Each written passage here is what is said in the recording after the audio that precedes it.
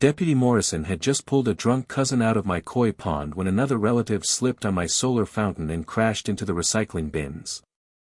Meanwhile, the self-proclaimed Queen of Cypress Ridge, HOA President Patricia Kellerman, stood on my deck, waving my own beer bottle like a scepter, declaring that my lakefront property was now communal family space.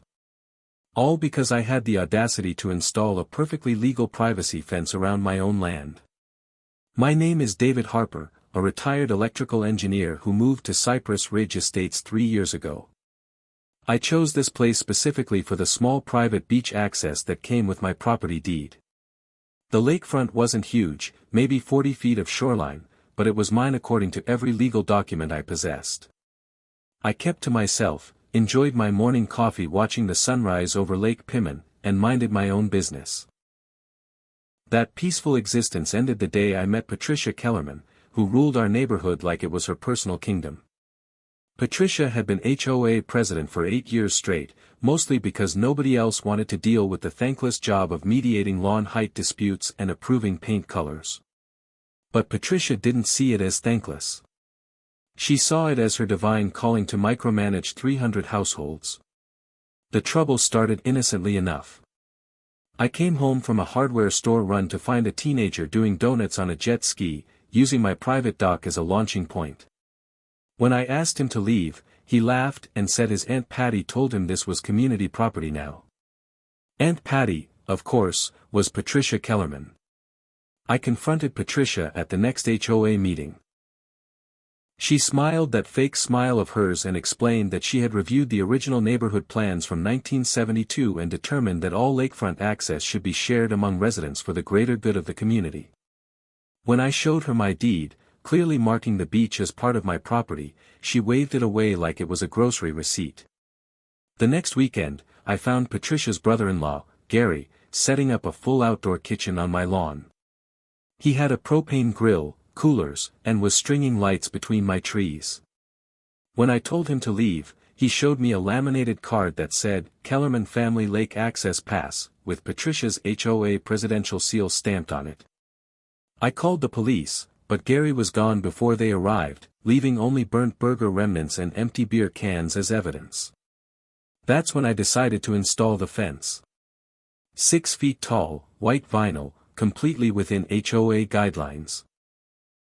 I even got written approval from the vice president, Tom Chen, who was grateful I'd helped him fix his garage door the previous month. The fence went up on a Tuesday, creating a clear boundary between my property and the common areas.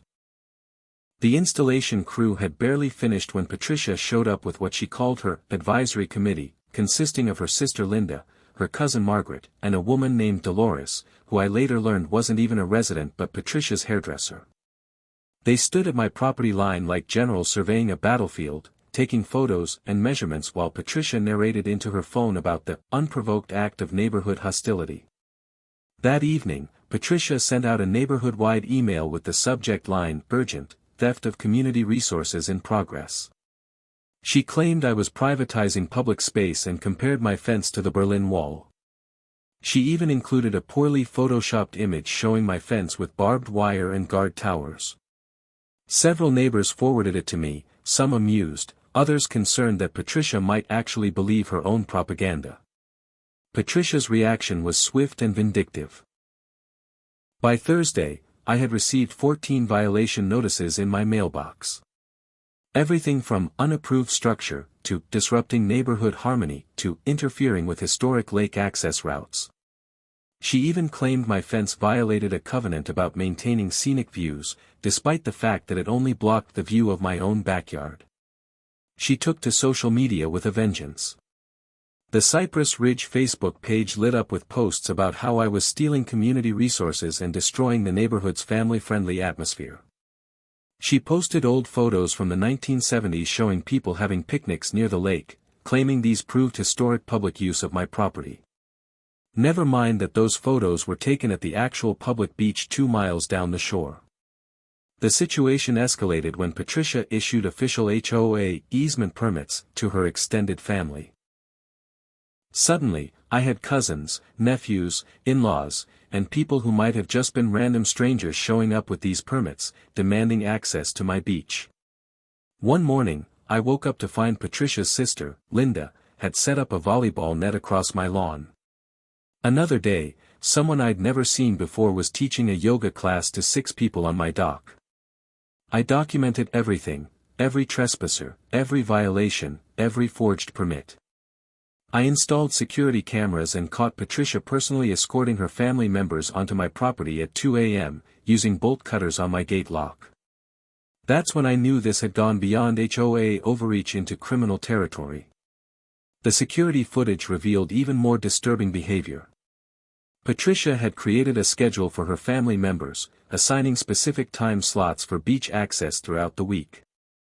She'd drawn up official-looking documents with the HOA logo, complete with rules and regulations for using their beach. One video showed her conducting a tour for potential permit buyers, promising them exclusive access to what she called the Kellerman Family Aquatic Center.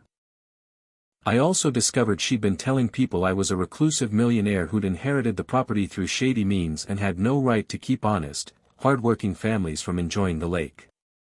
She spread rumors that I was planning to build a massive mansion that would block everyone's view, even though I'd made no changes to the property except for basic maintenance and the fence.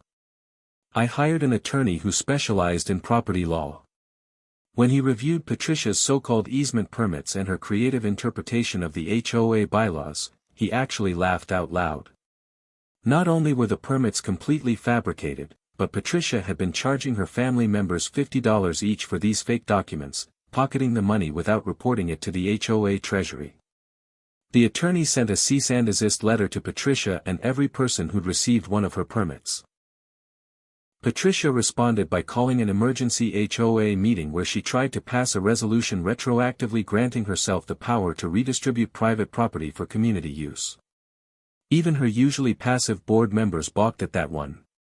That's when Patricia made her fatal mistake. She went to the county recorder's office and filed a fraudulent document claiming to correct an error in my property deed, reducing my lot lines to exclude the beach area. She even forged my signature on the consent form. What she didn't realize was that falsifying property records isn't just a civil matter, it's a federal crime.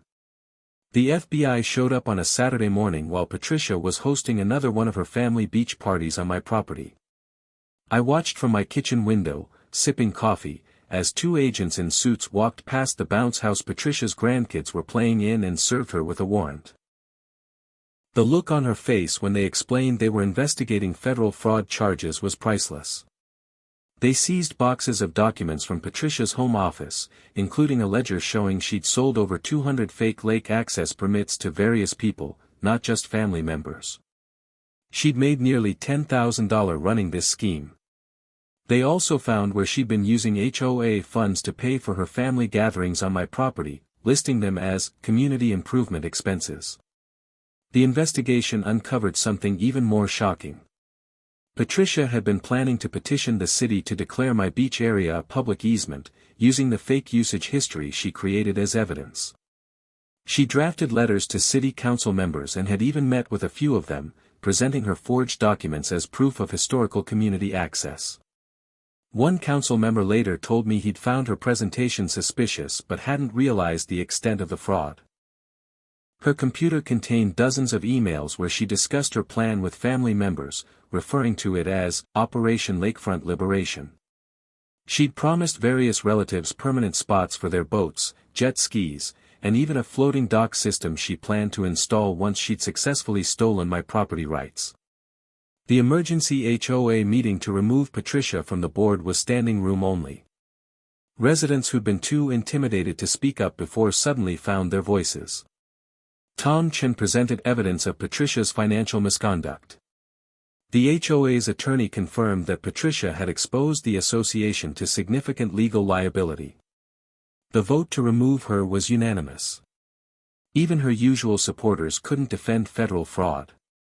Patricia stood up as the vote was announced, her face cycling through shades of red I didn't know existed in nature. She pointed at me and screamed that I had ruined everything, that the neighborhood was meant to share and care, not hide behind fences like antisocial hermits. Security had to escort her out when she started throwing the fake permits at board members. 3 months later, Patricia stood before a federal judge. She'd been charged with wire fraud, mail fraud, and falsifying government documents. Her attorney argued for leniency, claiming she'd just been an overzealous community volunteer who got carried away. The prosecutor presented my security footage, the forged documents, and the financial records showing she'd profited from the scheme. The judge sentenced Patricia to 18 months in federal prison and ordered her to pay $43,000 in restitution, including my legal fees and the money she'd stolen through her fake permit scheme. As the bailiff placed her in handcuffs, Patricia turned to look at me in the gallery.